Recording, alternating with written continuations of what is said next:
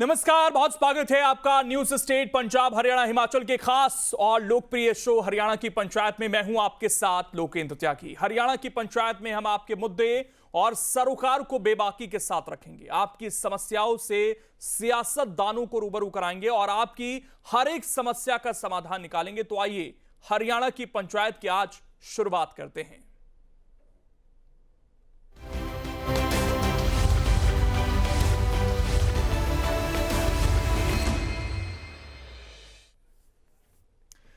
हरियाणा की पंचायत में बात एक ऐसे मुद्दे की जिसे आप एक तरफ देखेंगे तो आपको खुशी होगी, क्योंकि हरियाणा में गरीबी घटी है, लेकिन दूसरी तरफ इस पर सियासत हो रही है। पूरा मामला आपको समझाते हैं। हरियाणा सरकार ने अचानक 6.36 लाख परिवारों को बीपीएल यानी गरीबी रेखा से नीचे से बाहर कर दिया। 4 महीने पहले जहां प्रदेश में बीपीएल का आंकड़ा 52 लाख था, वो अब करीब 46 लाख रह गया है। सरकार ने तर्क दिया कि इन परिवारों की सालाना आय 1,80,000 से ज्यादा हो गई है और इनके पास महंगी गाड़ियां भी हैं। उधर सरकार के इस आंकड़े पर सवाल उठने शुरू हो गए। कुछ केस ऐसे सामने आए जिनमें आय में बिना किसी सर्वे के बढ़ोतरी कर दी गई। कुछ मीडिया रिपोर्ट्स में दावे भी किए गए हैं। इसके अलावा कई परिवारों के पास 2 पहिया वाहन तक नहीं है, लेकिन गड़बड़ी के चलते उनके नाम फैमिली आईडी में बड़ी गाड़ियां चढ़ा दी गई। खाद्य आपूर्ति निदेशालय ने 30 जून तक का यह डेटा जारी किया है। इस डेटा के अनुसार अब प्रदेश के 46,14,604 परिवार ही बीपीएल श्रेणी में रह गए हैं। 2 माह पहले प्रदेश में यह आंकड़ा 52,50,740 था। अब जो डेटा जारी किया गया है उसमें 6,36,136 परिवारों को बीपीएल श्रेणी से बाहर कर दिया गया। यानी अब इन परिवारों को अगस्त महीने में सरकारी योजना के तहत मिलने वाला मुफ्त राशन नहीं दिया जाएगा। बहुत सारे लोग ये कह रहे हैं कि जब हम राशन लेने जा रहे हैं तो हमें यह पता चला कि हमारा नाम हटा दिया गया है, और इसी पर हो रही है अब प्रदेश में सियासत। कांग्रेस इस पर सवाल उठा रही है, तो बीजेपी ने इसको लेकर जवाब क्या दिया वो आप सुनिए। कि विपक्ष जो है वो फिगर अपनी मनमर्जी के फिगर दे देता है। कभी 6 लाख बोल देते हैं, कभी 3.5 लाख बोल देते हैं। ये तो विपक्ष का एकमात्र उद्देश्य है राजनीति करना। लेकिन भारतीय जनता पार्टी की सरकार का उद्देश्य है कि सरकार की योजनाओं का लाभ पात्र व्यक्ति को मिले। जो व्यक्ति पात्र है, नियमों के तहत जो उस कैटेगरी में फॉल करता है, उसको योजनाओं का लाभ मिले। क्योंकि 2014 से पहले की जो स्थिति है वो हम सब जानते हैं। ऐसे लोग बीपीएल कार्ड या गरीबों की योजनाओं का लाभ उठा रहे थे जो नियमों के तहत उसमें फॉल ही नहीं करते थे। जहां पहले 1,20,000 रुपये सालाना आमदन वाले व्यक्ति जो है इस कैटेगरी में फॉल करते थे। माननीय मनोहर लाल जी जब मुख्यमंत्री थे उन्होंने इस कैटेगरी को बढ़ा दिया था, 1,80,000 सालाना किया, जिससे कि ज़्यादा से ज़्यादा लोगों को योजनाओं का लाभ प्राप्त हो सके। समय के साथ साथ लोगों की आमदन में वृद्धि होती है, इनकम बढ़ती है, और जब किसी व्यक्ति की इनकम बढ़ के उस कैटेगरी से वो बाहर हो जाता है, स्वाभाविक है जब रिव्यू किया जाता है तो रिव्यू में जिन लोगों की आमदन बढ़ गई जो उस कैटेगरी में नहीं आते तो वो बाहर हो जाते हैं। हम पूछ रहे हैं कि ये बता दें कि चुनाव से पहले एकदम इतनी संख्या कैसे बढ़ गई और अब कैसे कट गए। तो क्या आपके सिस्टम में खराबी है या एकदम सारे अमीर हो गए हैं, या पहले एकदम गरीब हो गए थे आपके 10 साल बाद। तो इस बात का जवाब तो जनता मांगेगी। और इतनी धांधली है इसमें, इतनी धांधली है, जो डिजर्विंग लोग हैं उनके काटे जा रहे हैं। तो दोनों तरफ के पक्ष आपने सुन लिए। एक पक्ष ये कह रहा है कि भैया पैमाना था, उल्टा हमने इसको बढ़ा दिया, 1,20,000 से 1,80,000 कर दिया, और जो लोग इस पैमाने में अफिट नहीं हो रहे हैं उनको हम बाहर कर रहे हैं। ये प्रदेश के लिए अच्छी खबर है कि लोगों में संपन्नता आ रही है। दूसरी तरफ सवाल कांग्रेस की तरफ से यह है कि चुनाव के वक्त, यानी कि अभी कुछ दिन पहले, ये डेटा अचानक से कैसे बढ़ा, क्योंकि ये कांस्टेंट वे होता है। हमने लगातार देखा है कि जो गरीबी की संख्या है या कार्ड की संख्या है वो घटनी चाहिए, लेकिन ये अचानक से अक्टूबर 2024 में बढ़ती है और ये करीब करीब 52 लाख तक पहुंचती है, और फिर अब ये 6 लाख घटकर 46 लाख पर आ गई है, 46,14,000। तो यही सवाल विपक्ष की तरफ से पूछा जा रहा है। फिर इसके सर्वे को लेकर भी सवाल उठाए जा रहे हैं कि कहीं ऐसा तो नहीं कि कुछ लोग ऐसे हैं जो कि सामने भी आए हैं अलग अलग प्लेटफॉर्म पर, जिन्होंने कहा कि हमारे नाम पर 4 व्हीलर गाड़ी नहीं है। कुछ लोगों को ये कहना है कि हमारे पास तो मोटरसाइकिल भी नहीं है। तो फिर हमारे नाम क्यों काट दिए गए? क्या उनका फिर से वेरिफिकेशन कर कर जो लोग शिकायत कर रहे हैं उनको दोबारा से इसमें जोड़ा जाएगा? ये भी देखने वाली बात है, क्योंकि बहुत सारी सुविधाएं जो हैं वो बीपीएल कार्ड धारकों को मिलती हैं। जैसे उन्हें 3 रुपये प्रति किलो के हिसाब से हर महीने 35 किलो राशन दिया जाता है, जिसमें चीनी, दाल, गेहूं, चावल आदि शामिल हैं। पशुपालन, डेयरी फार्मिंग, अन्य व्यवसाय शुरू करने के लिए सब्सिडी पर लोन उपलब्ध करवाया जाता है। जिनके पास अपना घर नहीं है उन परिवारों को सरकार 100 वर्ग गज के प्लॉट मुफ्त में देती है।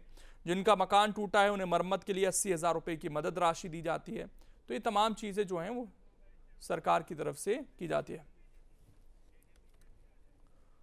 और तो देखिए सारे फायदे हैं और कोशिश यही रहती है कि जो लोग संपन्न नहीं हैं उनको फायदा पहुंचाया जाए। हमारे साथ 2 खास मेहमान जुड़ गए हैं। प्रियदर्शनी सिंह जी हैं, प्रवक्ता हैं बीजेपी की, और वेद प्रकाश जी हैं, प्रवक्ता हैं कांग्रेस के। आप दोनों का बहुत बहुत स्वागत है।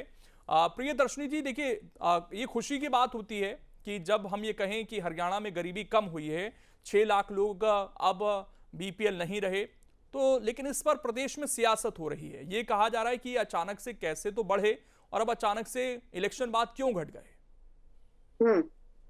नमस्कार, और मेरे पैनल में बैठे हुए साथी प्रवक्ता कांग्रेस के भी, उनको भी नमस्कार मेरा, और आपके चैनल को देखने वाले को भी मेरा सादर प्रणाम। देखिए, ये तो विपक्ष की आदत है। वैसे भी इस समय अगर हरियाणा में, हम तो चाहते हैं कि विपक्ष बेहतर हो, लोकतंत्र मजबूत हो, लेकिन इस समय विपक्ष के पास कोई मुद्दा नहीं है। तो बिना मुद्दों की राजनीति जब आप करते हैं तब इस किस्म के फिजूल के मुद्दे उठाते हैं, और फिजूल के, जिसको कहते हैं, मुद्दों को उठा के उसका बवाल करने की कोशिश करते हैं।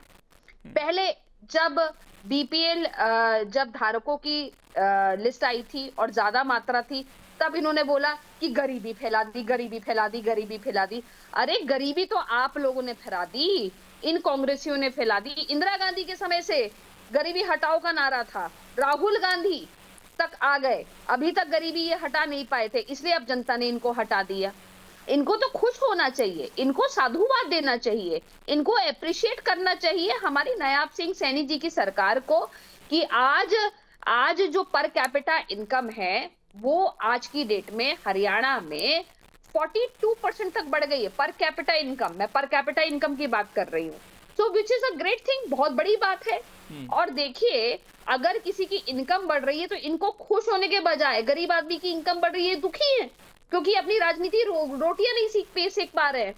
और ये तो चाहते हैं, ये लोग तो चाहते हैं, ये कांग्रेसी तो चाहते हैं कि देश का गरीब व्यक्ति गरीब रहे और जिससे कि ये गुलामी कर पाए। लेकिन भारतीय जनता पार्टी और हमारी सरकार, नायाब सिंह सैनी जी की सरकार, हरियाणा चलाने वाली सरकार, ये नहीं चाहती है। ये चाहती है कि हर घर में एक मिलियनरी पैदा हो, हर घर में एक ऐसा व्यक्ति पैदा हो जो देश का उत्थान करे, देश का नाम करे। सिर्फ और सिर्फ इंटाइटल्ड परिवारवाद का नाम, परिवारवाद वाले लोगों को ही क्यों इंटाइटल्ड किया जाता है? क्योंकि प्रॉब्लम यह है कि कांग्रेस की एक कोर में भरा हुआ है कि अगर हमारे नाम के आगे हुडा या गांधी नहीं लगा हुआ है और किसी आप समृद्ध परिवार से नहीं आते हैं, तो आपको कोई हक नहीं है एक समृद्ध जीवन जीने का। क्यों नहीं है भाई हक? क्यों नहीं है? अगर एक गरीब आदमी अगर गाड़ी खरीद रहा है तो इसमें क्या बुराई है? प्रकाश जी, सरकार का तो ये कहना है कि ये तरक्की की निशानी है, इस पर सवाल क्यों? त्यागी जी, आपको और प्रियदर्शनी जी को और दर्शकों को नमस्कार जी। झूठ बोलना, आधा अधूरे आंकड़े रखना भाजपा की पैदाइशी फितरत। पहले इन्होंने ये झूठ बोली कि भाई पहले 80,000 था, कांग्रेस के जमाने में 1,20,000 था और हमने 1,60,000 करा। मैं आपको फैक्चुअल स्थिति बताता हूं। कांग्रेस के जमाने में केंद्रीय स्तर पर 80,000 रुपए जिनकी वार्षिक आय थी वो गरीबी की रेखा के नीचे थे। हरियाणा ने 50% बढ़ाकर कांग्रेस की सरकार ने 120 या 1,20,000। 2014 के बाद जब इसका रिवीजन हुआ तो केंद्र सरकार ने 1,20,000 रुपए जिनकी वार्षिक आय थी उनको गरीबी की रेखा के नीचे कर दिया। जैसे हरियाणा में वर्षों से चला आ रहा था उसका 50% 1,20,000 का हो गया, 1,60,000, 1,80,000 हो गया। तो इसका मतलब है पहले तो ये यही झूठ बोल रहे हैं कि भाई इन्होंने कोई गरीबी की रेखा की सीमा बढ़ाई, वो ग्रेजुअली वही है जो वर्षों से बढ़ती आ रही है। दूसरा, इन्होंने कहा कि हम गरीबी मिटा रहे हैं, कांग्रेस बढ़ा रहे हैं। अब ये देखिए किस तरह ये गरीबी के नाम पर भ्रष्टाचार कर रहे हैं, वोट की चोरी कर रहे हैं, धांधली कर रहे हैं। मैं इन्हीं के आंकड़ों से साबित करूंगा, मैं अपना कोई आंकड़ा नहीं दूंगा। अब आप आंकड़े नोट कीजिए। 2020-21 में हरियाणा सरकार के अनुसार 11,09,865 परिवार गरीबी की रेखा के नीचे थे, जिनकी आबादी 52,40,111 थी। 2020-21 में 21-22 में ये बढ़कर हुआ 11,21,656 परिवार, और साहब 2022-23 में ये बढ़कर हुआ 26,46,475। अब आप नोट कीजिए, 21-22 तक 11,21,000 थे। जो ही चुनाव का समय नजदीक आने लगा, इन्होंने एकदम छलांग लगाकर 2.5 गुना कर दिए, 26,46,000। और जब 2023-24 में चुनाव आ गया लोकसभा का, इन्होंने फिर एकदम छलांग लगा दी और 26,44,475 से इन्होंने कर दिए 44,099। और जो ही आया 24 का लोकसभा चुनाव, इन्होंने छलांग लगाकर कर दिया 51,96,380। 51,96,380। और जो ही विधानसभा का चुनाव आया, इन्होंने छलांग लगाकर कर दिया 52,50,000। अब इन्होंने ये बताइए 11 लाख से 52,000 कर दिया, अर्थात 4 सालों के अंदर 4.5 गुना इन्होंने गरीबी की रेखा के उम्मीदवार बना दिए, ताकि उनको कुछ राहत देकर, कुछ पैसा देकर उनकी वोट बटोरी जा सके। अब जो ही इन्होंने वोट बटोर ली, वोट की धांधली कर ली, वोट की चोरी कर ली, इन्होंने विगत 3 महीनों में अप्रैल, मई, जून 6,36,000 अर्थात परिवारों को, लगभग 25 लाख आबादी को गरीबी की रेखा के नीचे ला दिया। अब आपने जो आंकड़ा बताया, वो उसके अनुसार जुलाई में 46,14,000 परिवार रह गए। अगस्त का आपने गलत नाम ले दिया, ये 46,000-14,000 जुलाई के अंदर है। अगस्त के अंदर ये लगभग 1 से 1.5 लाख और काटेंगे, और ये लगातार इनको काटते रहेंगे, और इस आंकड़े को धीरे धीरे कर 2 साल के अंदर ये ले जाएंगे 24-25 लाख। और जो ही फिर चुनाव का समय आएगा, सुनिए सर, लास्ट बात जल्दी हाँ। जो ही चुनाव का समय आएगा 27 के बाद, फिर ये उसको बढ़ाकर 50-60 लाख ले आएंगे। ये मतदाताओं के साथ धोखाधड़ी, भ्रष्टाचार और बहुत बड़ा घोटाला है कि कैसे वोट की चोरी की जाती है। ये मैंने इनके आंकड़े दिए हैं। अगर ये मेरे आंकड़े गलत हो, मेरे आंकड़े गलत हो, मैं चुनौती लेकिन हमारे देता साथ हूं। सुरेश पाठक जी भी ज्वाइन कर चुके हैं। सुरेश जी, आपका बहुत बहुत स्वागत है। और ये हरियाणा में जो गरीबी हटी, इस पर सियासत हो रही है, आप खुद गवर्नमेंट का हिस्सा रहे हैं, ये क्या आंकड़ों की बाजीगिरी है? इस पर सियासत क्यों हो रही है प्रदेश में? क्योंकि हम तो यही मानते हैं कि अगर लोग कम हो रहे हैं तो इसका मतलब तरक्की की निशानी है। वो सरकार तो यही बताने की कोशिश कर रही है। जी लोकेंद्र जी, सबसे पहले तो आपके चैनल पे देख रहे हैं सभी दर्शकों को मेरी राम राम नमस्कार जी। चैनल पे बैठे पैनलिस्ट साथियों को मेरी नमस्कार। मैं सबसे पहले तो न्यूज नेशन को साधुवाद दूंगा कि उन्होंने बीपीएल कार्ड में आज जो घोटालेबाजी हो रही है, एक इस संवेदनशील मुद्दे को उठाया। लोकेंद्र जी, पहले अपनी बात रखने से पहले मैं तो साथी प्रवक्ता से एक सवाल करना चाहता हूँ। पीछे हमारे नेताजी माननीय पूर्व उप मुख्यमंत्री दुष्यंत चौटाला जी ने भी एक सवाल उठाया था कि जब से ये सरकार बनी है, इस सरकार बनने के बाद नायब सिंह सैनी जो कि आज प्रदेश के मुख्यमंत्री हैं, उनके पास ऐसी कौन सी छड़ी आ गई है जिसे उन्होंने घुमाया और हरियाणा के लोगों की गरीबी को दूर कर दिया। मैं ये सवाल कर रहा हूँ साथी प्रवक्ता से, जब उनका टाइम हो तो इस पे जवाब जरूर दें। दूसरी चीज ये है कि आंकड़े अभी कांग्रेस वाले प्रवक्ता बता रहे थे, मैं सुन रहा था, वो आंकड़े बिल्कुल रियलिस्टिक आंकड़े हैं, जिन आंकड़ों पर चुनाव में, लोकसभा चुनाव और विधानसभा चुनाव के बाद करीब 6 लाख से ऊपर बीपीएल कार्ड हरियाणा सरकार द्वारा बनाए गए। और वही जो बीपीएल कार्ड बनाए गए वो केवल और केवल मतदाताओं को प्रभावित करने के लिए बनाए गए। वहां के बाद से जब से आपकी नई सरकार बनी, आपने हर महीने में कभी 1 लाख वोटर ये बीपीएल राशन कार्ड कट रहे हैं, कभी 2 लाख राशन कार्ड कट रहे हैं, और पिछले कुछ महीनों में इन्होंने 6 लाख राशन कार्ड काट दिए। तो इसका कारण भी जानना चाहूंगा कि क्या कारण है। देखिए, मैं कुछ पॉइंट्स है, कुछ मुद्दे हैं जो मुद्दे मैं रखना चाहता हूं आपके चैनल के माध्यम से, और उम्मीद करता हूं कि प्रवक्ता बीजेपी की उस चीज पे एक सटीक सा जवाब दे, सटीक सा रिप्लाई दे। आज की सरकार में अगर मैं बात करूं, आज की सरकार में क्या है, मुद्दे क्या है कि राशन कार्ड आपने काट दिए, बिजली आपने महंगी कर दी, नौकरी आपने छीन ली। कोई नौकरी लगती है, आज की तारीख में बेरोजगारी का बहुत बड़ा आलम है, बेरोजगार लोग हैं, नौकरी लगती है। जो मुद्दा था उस पे ही रहते हैं। आपने जो क्वेश्चन उठाया कि बढ़े कैसे, और वही देखिए ये सारे मुद्दे मैं आ रहा हूं, मुद्दे पे भी आ रहा हूं। चर्चा नहीं करनी है ना सर आज, जिस लोकेंद्र जी, लेकिन ये मुद्दे गरीबों से जुड़े हुए हैं। अब आपके चांस है कि आपने तमाम सवाल सुने यहाँ पर, जो कांग्रेस के प्रवक्ता ने भी उठाए, वेद प्रकाश जी ने और सुरेश जी ने भी उठाए। जरा एक्सप्लेन कीजिए, क्योंकि गरीबी ग्रेजुअली नीचे जानी चाहिए, लेकिन उनका ये आरोप है कि ये पहले बढ़ी और फिर अब अचानक से घट रही। जी, आवाज आ रही है मेरी? जी जी बिल्कुल आ रही है। जी जी, ये बड़ा ही अच्छा। पहले तो वेद प्रकाश विद्रोही जी के मैं आंकड़े सुन रही थी। कांग्रेसियों के पास अक्सर इस किस्म के फैब्रिकेटेड आंकड़े होते हैं, तो उस पे मेरी कोई टिप्पणी नहीं है। ऐसे फैब्रिकेटेड आंकड़े रोज में बनते हैं और बिगड़ते हैं, ये कांग्रेसियों की पुरानी आदत है। इनकी आईटी सेल जो है इसी तरीके से एक्टिवेटेड होके काम करती है, लेकिन किसी काम की नहीं होती। लोगों को पता है कि ये इस तरीके के आंकड़े झूठ मूठ के देते हैं। पहली बात। दूसरी बात, मेरे साथी परिवक्ता ने ये बात बड़ा अच्छा सवाल पूछा कि ये कैसे बढ़ गया, कैसे। मैं नायाब सिंह सैनी जी से पूछना चाहता हूं कि ये कैसे बढ़ा है, किस तरीके से गरीबी रेखा के ये लोग नीचे आ गए, पहली बात। अब मैं इसका जवाब बहुत ध्यानपूर्वक दूंगी, सुनिएगा, दोनों प्रवक्ता ध्यान से सुनिएगा। पहले बुजुर्गों को जो पेंशन कैसे बचत हो रही है एक व्यक्ति की, और किस तरीके से वो अपनी जो इनकम है वो बढ़ा रहा है। पहले 1,25,00,000 रुपए किसानों को खाते में डीबीटी के सरकार दे रही है, पहली बात।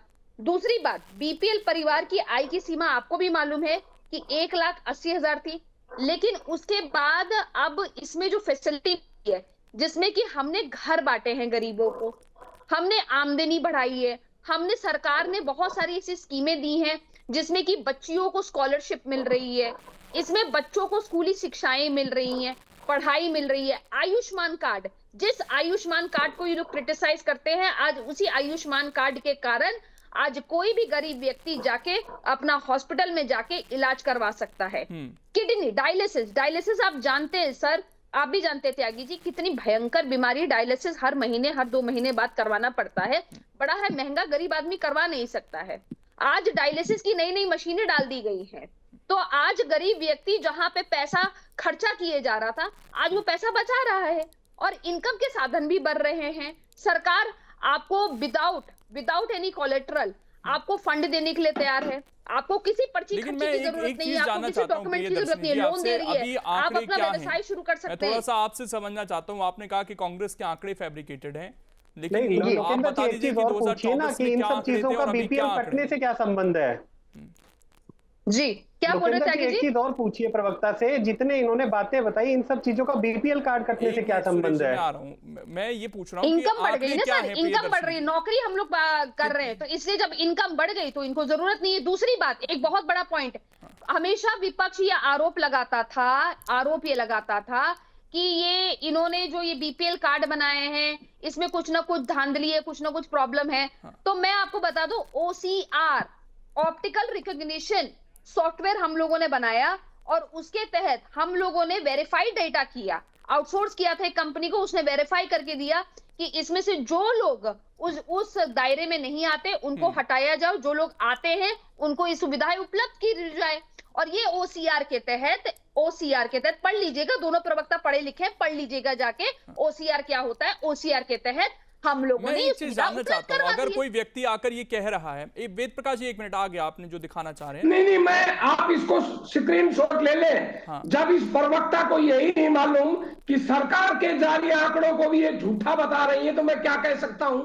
हर साल हर महीने सरकार आंकड़े जारी करती है कि भाई राशन का कितना अरे किस भाई, जिले को कितना OCR के कितना तहत, आवंटन हुआ, OCR कितने के परिवार तहत, हैं, नहीं, मैं नहीं, उन परिवारों की भी OCR के सूची आपको तहत बता रहा हूँ जिले हम वाइज। लोगों ने रेक्टिफाई सरकार किया के है, द्वारा हमने जिले वाइज रेक्टिफाई सूची किया है, हम तो खुद ही इस बोल रहे हैं वर्ष इस में चीज को। कितने- अब इन प्रवक्ता को यही नहीं मालूम है कि OCR क्या होता है, इसमें मैं क्या करूं? मैडम आपको जानकारी ही नहीं है। नहीं, आपको जानकारी नहीं है कि OCR क्या होता है। OCR की जानकारी बता नहीं दीजिए है, मेरे को क्या वो होता है। दूसरे मैं यही प्रवक्ता को बैठी हूँ। झूठा बताए, इससे अधिक नहीं, अनैतिकता और क्या हो OCR की सकती फुल है? फॉर्म क्या होती है मुझे ये बता दीजिए, बाकी सब ठीक है। छोड़िए ना। त्यागी जी, मैडम, त्यागी जी, मैडम, मैं बड़ी कोई जिम्मेदारी के साथ जनरल पूछना नॉलेज चाहती हूँ, का- वरना ये डिबेट मैडम, अभी यही ना पे माफी आप मांगे मेरा मुझसे इंटरव्यू प्रवक्ता। लेने आई है, OCR ना की मैं फुल फॉर्म जनरल क्या नॉलेज होती का है? पेपर दे रहा हूँ, और ना मेरी आप ना मैं इनके फर्जीता नहीं मानती हूँ, मैं नहीं मानती हूँ कोई इसे कैसे लेके आ जाएंगे। साल भर में अगर गरीब आदमी की आय बढ़ती है तो इनको दिक्कत है। पार्टी की प्रवक्ता है, ये एग्जामिनर है। नहीं। मेरा इंटरव्यू लेने के लिए क्या? OCR क्या होता है? मैं सरकार के आगे OCR दे रहा क्या हूँ। होता ये है? असत्य मैं त्यागी जी बोल रही जानना है। चाहती हूँ एक मिनट इनसे। Sir, please. जब इनको पता ही नहीं है, प्लीज एक जानकारी मिनट, नहीं दोनों है, दोनों मेरा बैठ जाते हैं एक डिबेट बहुत पे। वाजिब सवाल है प्रियदर्शनी जी, ठीक है सारी हाँ। बातें मैं ये नहीं, जानना नहीं, चाहता हूँ त्यागी आपसे। जी, एक त्यागी मिनट जी। प्लीज, अब नहीं, प्लीज त्यागी जी मुझे 10 सेकंड दीजिए नहीं, प्लीज। सवाल सुनिए मैं एक मिनट, जानना एक चाहती हूँ मिनट दोनों सवाल प्रवक्ता से, मुझे OCR नहीं, बता देंगे क्या ठीक, होता है। यहाँ पर वो मैं टेस्ट मान नहीं अरे चल रहा आप है। हमारा इंटरव्यू लेने आई हैं क्या? मैं नहीं, आप हमारी प्रिंसिपल है क्या? वेद प्रकाश जी, अरे एक आप मिनट, हमारी- एक आप- मिनट, मैं एक आपसे पूछता हूँ, नहीं आप पता है भाजपा आपको, का इतिहास आपको बता नहीं दे रही पता है है। हमें।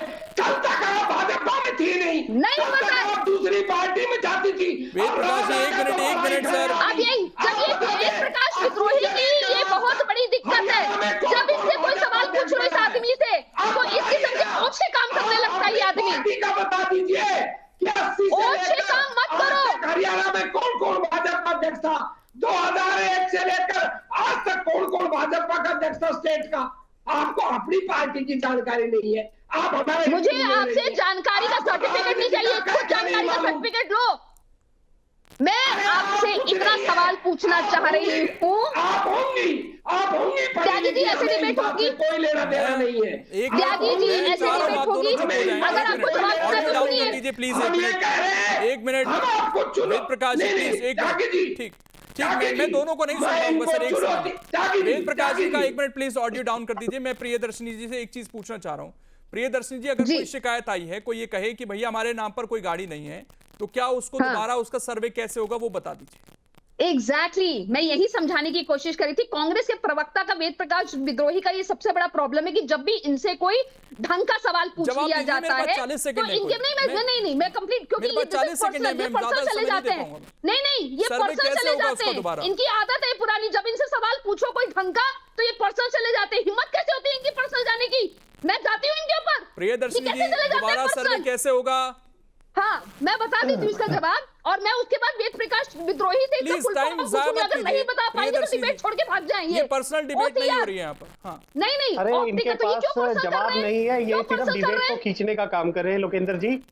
नहीं ऑप्टिकल कैरेक्टर रिकग्निशन OCR उसमें गलती करके हो सकती एक है सॉफ्टवेयर क्या? हम लोगों ने उसमें डेवलप। गलती सुनिए हो सर सकती है। हाँ। त्यागी सर प्लीज। OCR के थ्रू हम लोगों ने ये रेक्टिफाई किया है और इसकी पूरी पूर्णता वेरिफिकेशन हुई है। इसी का तो जवाब मैं दे रही थी ना। और ये साल भर में हम लोगों ने काम किया है। इसमें हमें पाया गया है कि भाई 6 लाख BPL कार्ड के अंदर नहीं आ चलिए, रहे मेरे पास हैं, समय जो इतना कि ही है। अच्छी बहुत बात। बहुत शुक्रिया, आप तीनों मेहमान जुड़े और जी। इस चर्चा का हिस्सा बने। देखिए, अब जो भी इसमें लोग सामने आ रहे हैं, एक बार उनको मौका मिलना चाहिए और वापस से इसको वेरीफाई किया जा सकता है, लेकिन गरीबी रेखा से लोग ऊपर उठें, ये बहुत जरूरी भी है। इस पर सरकार का जो बोझ पड़ता है आर्थिक तरीके से, वो भी कम होता है। लोगों की तरक्की होनी चाहिए। सरकार का यही कहना है कि हम योजनाएं चला रहे हैं इसीलिए ताकि उनको BPL से ऊपर लाया जा सके। ये बढ़ेंगे तो फिर जाहिर तौर पर सवाल उठेंगे ही। फिलहाल छोटा सा ब्रेक, खबरें लगातार जारी हैं।